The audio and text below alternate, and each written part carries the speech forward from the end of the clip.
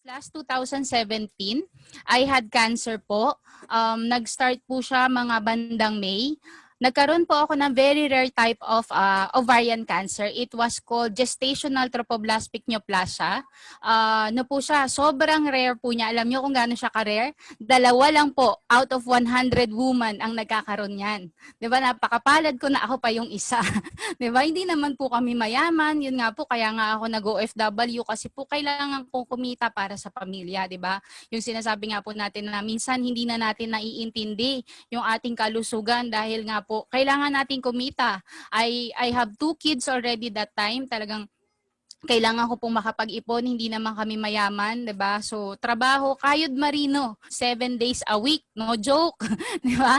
Ang pahinga po diyan minsan 5 oras lang. Papabayaan mo talaga yung iyong kalusugan, whether you like it or not, na dahil sa lifestyle po na nangyayari sa atin, fast face siya, yung mga kinakain natin hindi na ganun ka-healthy, 'di ba? Tapos yun nga nakokompromisa yung katawan natin. Wala tayong ginagamit din na pantulong para ma-boost naman yung immune system natin. Ito po ang nangyari. Nagkasakit nga po ako. Akala ko po noon, normal lang sa isang babae yung magkaroon ng abnormal na menstruation. Kasi nga, stress ako, baka next month ulit. So, ganun ang ganun po lagi yung nangyayari sa akin na pag hindi ako nagkaka-menstruation for the next month, alam ko next month magkakaroon naman. Kasi iniisip ko talaga stress lang until, ayun na nga po, 3 buwan na akong hindi nagkaka-menstruation, hindi ko pa rin po pinapansin. As always, binabaliwala ko lang nga. Kasi iniisip ko, nandun ako sa barko, bawal po na magreklamo ka. Kapag ka ikaw nagreklamo na meron kang sakit lagi, mapapauwi ka, mawawalan ka ng trabaho.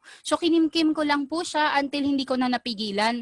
Kasi sumakit po yung tiyan ko at nag-report po ako sa medical center. Bago nila po ako binigyan ng gamot, protocol po yun, ipe-pregnancy test ka muna para safe ba na bigyan ka ng gamot, diba? Yun po, positive. So hindi ka na pwedeng bigyan ng gamot, uwi ka na lang.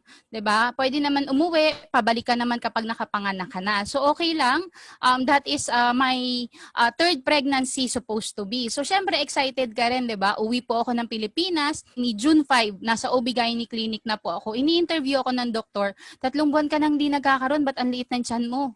'Di ba? Pinahiga po ako, chinek yung tiyan ko, walang heartbeat na marinig doon sa stethoscope. Iba na, nag-iba na yung mukha ng doktor. Una, ano siya, excited. Transvaginal ultrasound ang ginamit sa akin. Ayun na. Na-reveal po kung ano talaga yung laman ng matris ko. It was, ano na nga po, ang term nila is sagu-sagu na daw po yung mga bulok na itlog na nasa matris ko. Yung egg cell at sperm cell na supposed to be magiging baby sana, nabugok po siya. Nabulok na po siya dun sa loob ng 3 buwan at kaya nararamdaman ko na yung pagsakit ng tiyan, yung iba nalalaso na po yung dugo ko.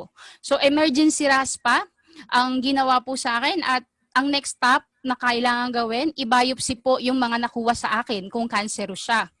And after a week, lumabas po yung test nun, cancerous talaga siya. Ang the next na naman is kailangan matignan natin kung walang naiwan sa parte ng katawan ko po. Dahil sa 3 buwan na nga siya na lumipas, di ba? Sabi talaga ng doktor, most likely meron. Doon nga po, hindi nagkamali, meron nga.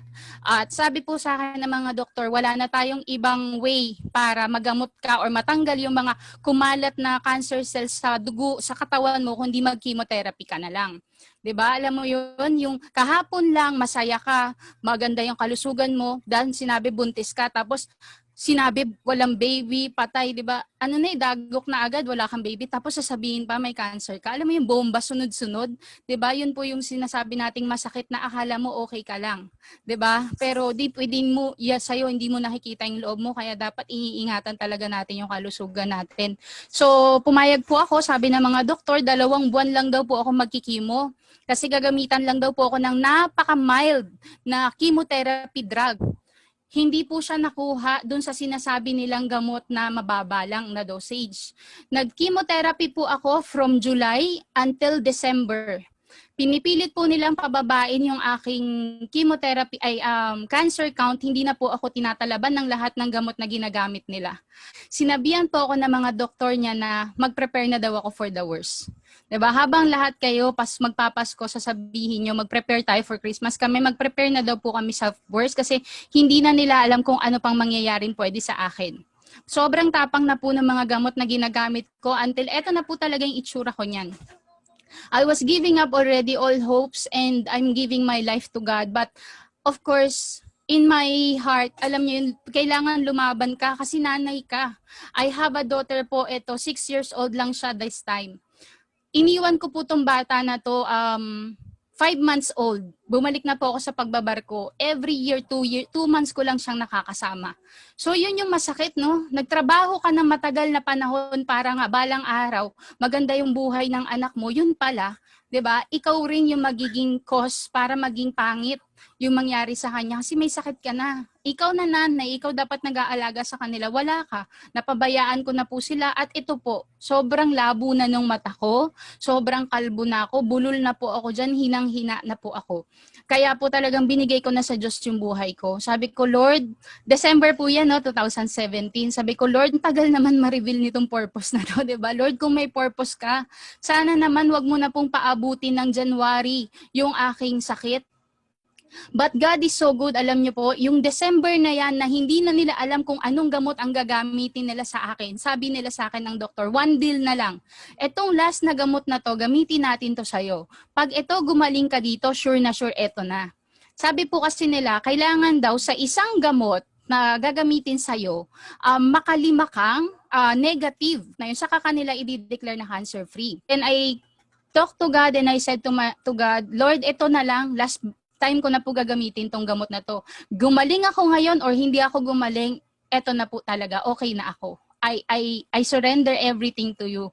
And to our surprise nga po, first week ng January, gulat na gulat po yung mga doktor kasi biglang nag-negative 3. 'Di ba? From 200, nag-negative 3 po yung aking cancer count na gulat na gulat sila, sabi nila, hindi daw po yun totoo. 'Di ba? Yung mga doktor sabi nila, hindi yan, mali yan. Kailangan nating ulitin nga yan ng 5 times, kailangan ituloy. Pero ayoko na po. I said to the doctors, hindi ko po, nagalit sila sa akin kasi binaypass ko na daw po, birinay ko na yung protocol, hindi na raw po nila ako tanggapin doon sa ospital. Next week daw po, tataas ulit yung cancer counts ko. And sabi ko, sige, let it be, 'di ba? Kung yun po talaga yung kaloob ng Panginoon, edi kung yun na, 'di ba? And I just prayed to Lord na bahala ka na sa akin, God. Tapos tinanong ko rin po yung doktor, anong nangyari sa akin, Doc? Bakit po ako nagkaganon? Sabi lang po nila sa akin, until this day, nung daw pong kausap nila ako, wala pang definite reason kung ba't nagkakaganyan ng isang babae. Pero ang nirule out po nila na cause is mahina na immune system na naman. 'Di ba? Kasi you, as the mother, as the host, hindi mo kayang bumuhay ng bagong buhay sa loob mo, kaya namatay sila. Dapat pala mapabalik ko na lang yung immune system ko na malakas. 'Di ba? At hindi na ako magkasakit ulit.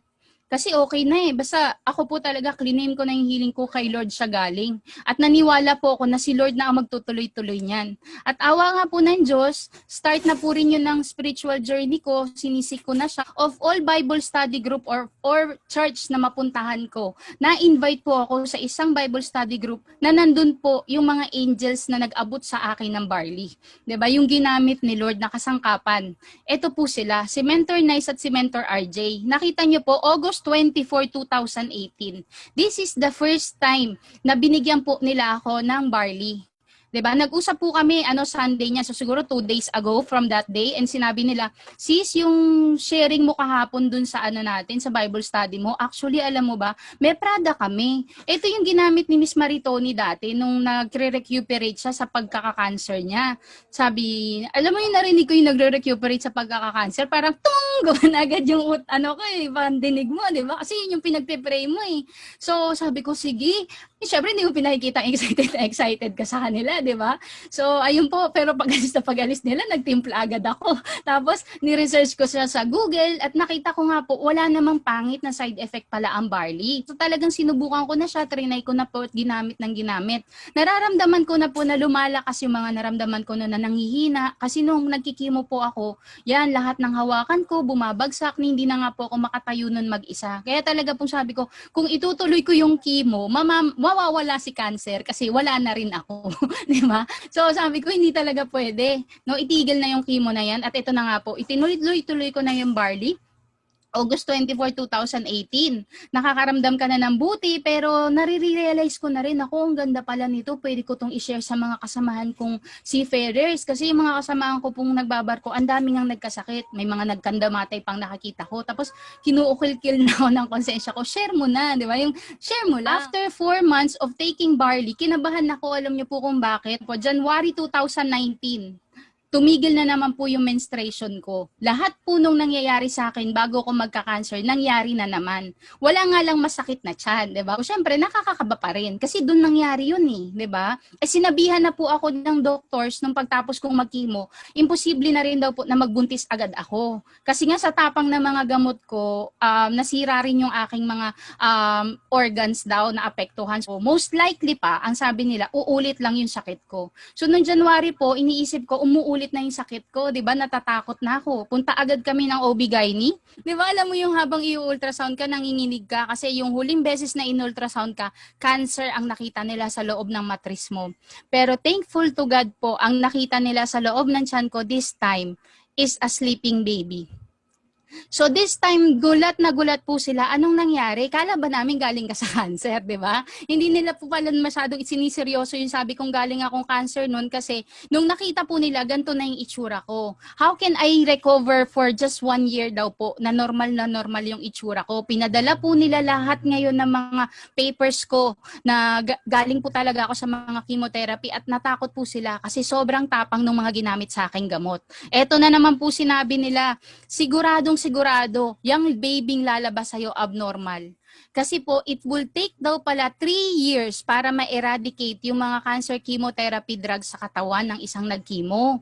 So, syempre, ako, nabaliw na naman ako kasi nasabi nila, di ba, doktor yan eh. Sabi po nila, inumin mo to, mga irereseta naming gamot para ma-prevent si baby or maprotektahan pati ikaw. Alam nyo, sa sobrang pananalig ko sa barley, hindi ko na naman po ininom lahat ng gamot na yun. Tinodo ko lang po yung barley, double dose. Wala po akong ininom na kahit na anong vitamins na para sa pagbubuntis. Wala po talaga. Sinasabi ko po yan sa mga OB ko noon. Hindi ko po iniinom yung vitamins. Ano ininom mo? Barley lang po, 'di ba? Tapos magugulat po ako yung mga kasabayan ko mga buntis, may mga UTI, ako po wala. Parang alam mo yung doktor ko, inaantay niya na pumunta ako doon tapos may UTI ako. Kasi nga hindi ko iniinom yung mga vitamins niya eh. Pero wala po talagang nangyari sa akin ganyan at salamat po. After 9 months, ayan. Lumabas na po yung ating miracle baby boy na talaga naman pong sobrang healthy, normal in all aspects, glory and thankful to God.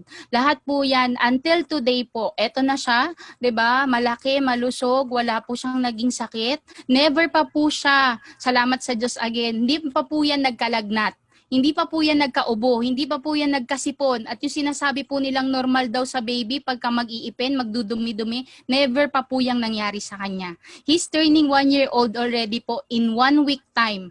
At yan lang po ang pinaiinom ko sa kanya, barley. Kahit po i-drug test nyo tong anak ko, wala po kayong makukuha sa dugo niya yung kahit even vitamins. Kasi barley lang po talaga ang iniinom niya every single day. Parang aso po yan, di ba? Yung aso, pag inanyaw na mo ng buto, lalapit. Eto, ganyan na mo ng barley, lalapit. That's the reason why po talaga, shinare ko na po talaga yung barley to all of the people that I would meet. And kasi naisip ko po, di ba, kung sarilinin ko tong testimony ko, hindi ko naman ikayayaman yan. Pero kung i-share ko po to sa maraming tao, alam ko po maraming buhay ang madudugtungan at maraming tao ang matutulungan. Ayun po ang purpose nung sinasabi ko kanina, 'di ba, na tinatanong ko ba't ang tagal lumabas ng purpose, na-reveal po in God's time. So, yun po siya. Gusto ko lang pong ipakita sa inyo, siguro 1 minute na, few seconds na lang, ito po yung aking barley baby. Yan. Siya po, ang healthy baby ko po para makita nyo lang na talagang legit, no? Walang scam. Yan. Thank you po.